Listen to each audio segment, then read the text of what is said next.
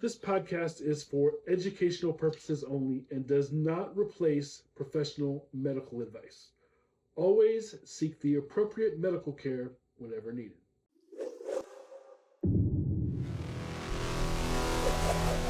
All right, welcome back to Biker Nurse Radio. We are en route to Daytona Bike Week, and so I thought, hey, we have hours in the car. So now would be a really great time to have our first real Biker Nurse Radio podcast conversation. So today's topic, Sean, is it's heavy. What are we talking about? We're talking about the top motorcycle injuries that you've ever seen that were 100% preventable. That's not subtle. No, and it's not supposed to be. I mean, after more than 15 years in the emergency room, and working there are things that you just can't unsee. Certain injuries stick with you. And when it comes to motorcycle riders, there are patterns. Patterns how? The same injuries, the same explanations, same regrets. And I can say this honestly, when it comes to crashes, not every crash is preventable. A lot of the damage that's preventable, but that's what people don't realize. So that's good to hear you say, because so today's not going to be about blaming the riders for how horrible they ride. No, not at all. It's about outcomes. You know, if you crash, I want you to have a good outcome, not a bad outcome. I've treated riders who could have ridden again, and then I've treated riders that never would again. And sometimes the difference came down to decisions they made before the ride even started. So basically what you're saying is that a lot of the injuries that you see were completely preventable. So what does preventable mean? What do you mean when you say that? So I'm not talking about fault. I'm not saying someone deserved to get hurt. You know, what I'm saying is that in the emergency room, the patterns matter. And over, I hear the same sentence over and over again. I didn't think it would happen to me. Yeah, I've even heard that. That's a very powerful statement. And it is. I mean, because nobody plans to crash. You get on your bike, I get on my bike, and we ride. We're not thinking about crashing. We're just thinking about enjoying the ride and making sure we're looking out for instances where we can prevent accidents from happening, per se. But certain injuries, they show up the same way every time. Well, some injuries are preventable because they should have been thinking they were going to wreck the second they got on their bike and decided to do a catwalk going down Main Street. That's a good way to get a ticket in Daytona. If you prepare the right way, these injuries would be dramatically reduced or prevented, totally. So sometimes the right way is just having the right attitude. Sometimes the right way could be having the correct skill to do it right. And other times it could be gear. Yeah. I mean, it could be gear, the way that you do that. I mean, not all gear. Having gear is not going to prevent injuries. So let's talk about that. Let's talk about the most, I guess, the gear with the biggest controversy, and that is the helmet. Let's talk about head injuries, because people are all the time thinking that a helmet is going to, save their life. It's okay, I'm wearing a helmet. And while it can help, it's not the end-all be-all to everything. Head injuries, they change lives the fastest. Yeah. Even at lower speeds, I mean, especially at lower speeds, I've treated traumatic brain injuries from crashes that didn't look dramatic at all. There was no twisted wreckage. There was no thing split in half. There was no high-speed chase. It's just a head hit the pavement. So, it's just a small fall, I'll be fine. Yeah, but there's no such thing as a small brain injury. That's valid. Very valid. Yeah, I mean, concussions aren't minor. The brain bleeds don't always present themselves immediately. And one of the conversations that I had was explaining to a family why someone who came in walking and talking and were fine yesterday isn't the same person today. So that's kind of where the whole helmet thing comes in. Yeah, and like I said, helmets don't eliminate the risk. They reduce the severity of it, but they don't eliminate it. But severity is everything. It's the difference between going home and learning how to live differently. Yeah. And you've seen things like people have had injuries from just dropping their bike in a parking lot. Yeah, you can be standing up on your bike and then it tips over and you hit your head. And all of a sudden, it'll cause a brain injury. And low-speed crashes absolutely can. And the ground doesn't care how fast you were going. And I'll give you an example. I remember a guy came in, and he'd been in a motorcycle wreck, and I had him in the emergency room, and I was doing my assessment on him. And I asked him how he felt. Standard word, I feel fine. And then he started describing some symptoms which didn't make sense. He was having a headache, some blurred vision. That's not I feel fine. No, but he said he felt fine. Sure. So thankfully, in the emergency room I worked at, we have protocols, and I was able to order a CT on this guy. So order a CT. He goes and gets a CT done, and guess what? Not fine. I caught a brain bleed. Mm-hmm.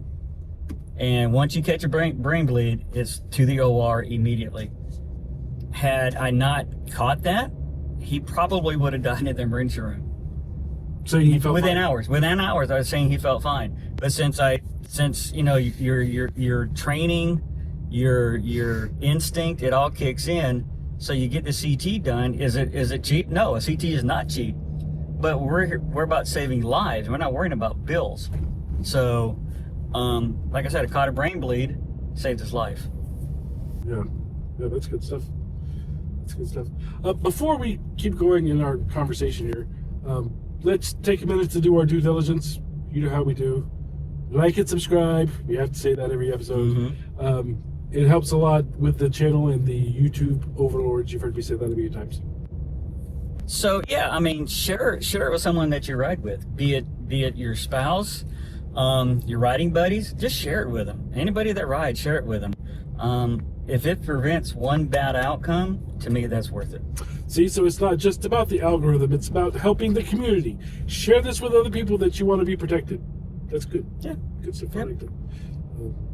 All right, so what's next on our list here?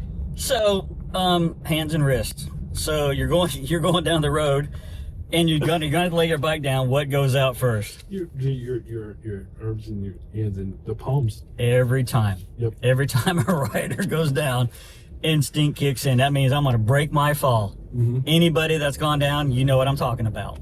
Yep. You just you want to brace yourself, and it's almost like we're taught in school to tuck and roll, and you can't tuck and roll when you're on a motorcycle. But you can do this. Catch yourself. That's what we call it. Yeah, exactly. And in the emergency room, that instinct looks like broken wrists, crushed fingers, torn ligaments, nerve damage, and sometimes it's permanent.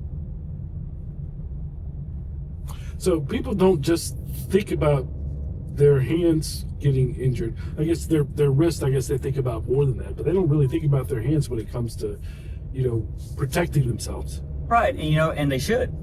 I mean, hands are your livelihood. That's how you work. If you're a mechanic and you ride motorcycles, which I know a lot of mechanics do ride motorcycles, but if you go down and your hands go out and your hands get hurt and damaged and broken or whatever, does that affect your livelihood? Absolutely. That's how you work. It's how you ride. It's how you hold your family. You wouldn't believe how indescribable it is holding your family with your hands. But if your hands are damaged permanently, that affects that. Yeah, you'd miss it. Yeah, you would miss it. And gloves aren't just about preventing scraped skin. I mean, they absorb energy for sure. They reduce the friction, and they stabilize the joints. Yeah, I got my gloves, my fingerless gloves have the whole gel thing on the inside to eliminate some of the shaking and stuff that makes your hands go numb. Yeah, and the gloves that I'm wearing has the knuckle protectors, because you just don't know. I also have hand guards on mine to prevent rocks or objects hitting that, because you're riding down the road and they're not protected, and all of a sudden you get hit. It's going to leave a mark for sure, and it's going to cause some damage. Yeah, it's all very, very valid points. Very valid points. Yep. Okay, so we talked about hands and wrist. I've got a wrist injury right now. Mine, I don't know what mine's from. Mine's either from riding the motorcycle like this, or it's from editing on the computer. I don't know what it's from, but my wrist hurts. And You sure it's not a death grip? No, I'm not sure. I have no idea what it's from.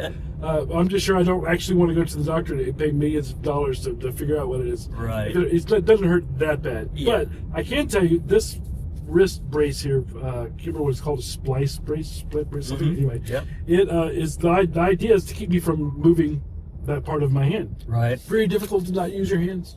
Yep. Very difficult. All right, so let's move on from the hands and go to the obvious next part, which is the feet. Ankles, feet, lower legs, yeah. These get destroyed in low-speed crashes. I mean, you can be going 20 miles an hour, and if you go down at 20 miles an hour and you get it twisted the wrong way, you're in some serious trouble. I mean, ankles are fragile. The feet take direct impact, and for those that wear sneakers, I'm sorry, but they offer absolutely no resistance. You see people wearing regular shoes all the time. I wear Vans sometimes. Are you kidding? I've seen people wear Crocs. Flip-flops. Don't wear flip-flops on your motorcycle. I've treated riders who couldn't walk normally, again, because their ankle took the hit at under 20 miles an hour. And they were wearing flip-flops. So maybe. Well, maybe not. But, that's still sobering, Yeah. And, even proper riding boots don't make you invincible. No. They do change outcomes. But that's the theme here. You're changing outcomes. Well, not only from like twisting or breaking your ankle, but with boots, it's about burning yourself on the side of your bike. Yeah, for sure. I mean, how many times have you seen a passenger that's back there, shorty shorts on, little bitty shoes, they burn themselves, jerk their body, and the whole bike goes down? Whole bike, yeah. And I made I made one of the most idiotic mistakes ever when I decided, it was hot. It was, hot as all what out there. It must have been 110 in Georgia, in the Georgia sun. So me, like a dum-dum, that's how many wear shorts on my Harley. It already looks ridiculous. It does. But I was hot. And what did I do? The bike had been running 10 minutes, and what did I do? My leg hit one of the pipes, the exhaust pipes. Yep. Thankfully, it didn't leave a mark. It didn't leave a burn mark, but Could have. It hurt. Yep. And other people, other nurses, other medical people, Silvadene is the best drug you can have. It's the best lotion you can have in your house. Yep. Silvadene will take care of that burn, and it will get your skin better and prevent further worse outcomes. Silvadene, check it out. Yep. So let's move on from that. Let's talk about something that people joke about, right? Which is just like road rash. Because it sounds funny. Road rash. Yeah, and it gets minimized way too often. I mean, in the emergency room, road rash can mean deep skin loss. It can mean infections. It could mean weeks of wound care, which is never fun. And then you have to get skin grafts, and then you have permanent scarring. Skin grafts. That sounds like more than just a little scraping. Yeah, skin is an organ. It's your biggest organ. It's one of the biggest organs out there. You're right. And once it's gone, everything underneath it is exposed. Denim lasts seconds on pavement. Seconds. So everybody wears jeans. I understand what you're saying, but jeans and leather. Leather, I guess, is good. Yeah. Leather holds up. Proper riding pants.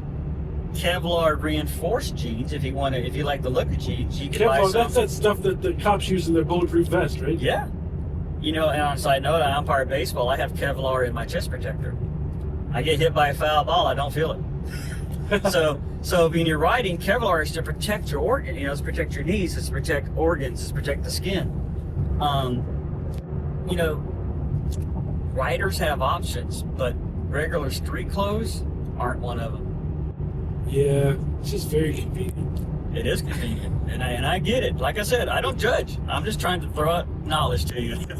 Well, a lot of people wear leather pants because leather is really good at protecting you, but leather is also very hot. So when it's not cold outside, it's really difficult to squeeze yourself into some leather pants. Yeah, and chaps for me don't do it because I don't know how the hell to put them on. Well, chaps are like a temporary version of leather pants. They are confusing to put on for sure. Yeah. But I mean, chaps, it does work when it's cold outside. If you're riding in 40-degree weather, 30-degree weather, Yeah. you're wearing chaps. I mean, if you don't have the wind protectors on your Road King, and it's not blocking the wind, the leather chaps will block the wind. Well, if you're chaps are really good in my opinion for if in Georgia, where we have days that are half cold and half hot. Right. And so those times you wear your chaps and then you can take them off halfway through the day without having to completely change your pants. Yeah. But once again, I don't know how to put them on. I sure as hell don't know how to take them off. All right, so you've mentioned something else in our intro episode, and that is the phrase that you've heard a lot, which is "I feel fine." Yeah. Yeah. You said that's dangerous. Let's talk about that. Well, adrenaline masks your pain. You're high when you get. I mean, your adrenaline just flowing high level Yeah, once that's you've what had an people call accident. being in shock, right? Well, yeah. I mean, it's adrenaline shock delay symptoms. I've watched riders walk in. They're walking, they're stable, and then hours later they're deteriorating because the internal injuries didn't announce themselves right away.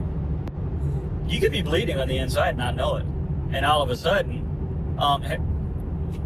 you could be bleeding around the heart, and it's not going to show up right away. But once the heart feels the blood, it's an emergency. Yeah, because when you're in shock, you don't really know what you feel like. No, It's kind of like, and I've only heard this, ladies, but when a woman has a baby, she doesn't actually remember that pain afterwards. I guess that's the same sort of thing. When you're injured, actually, your body's really good to you. You usually don't remember how bad you're hurt. right. And the body has a way of tuning out bad things.